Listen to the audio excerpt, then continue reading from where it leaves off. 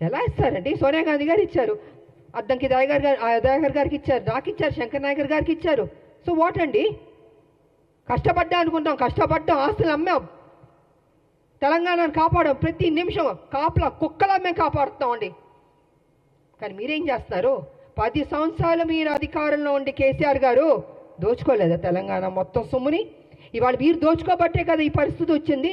అది విడిచిపెట్టి కాంగ్రెస్ మీద నిందలేయడం, ఆయన చేసిన తప్పులు చెప్పడు, 7 లక్షల కోట్లు ఎలా తిన్నాడో అని ఖర్చు అయిందో చెప్పడు, ఎలా అప్పయింది చెప్పండి. నేను కూడా నా పార్టీ నేను అడుగుతున్నాను, సీరియస్గా తీసుకోవాలి సార్, మనం విడిచిపెట్టకూడదు. దీన్ని ఎంత దూరం వరకు తీసుకెళ్ళా? 7 లక్షల కోట్ల అప్పు ఎలాగైంది చెప్పమనండి.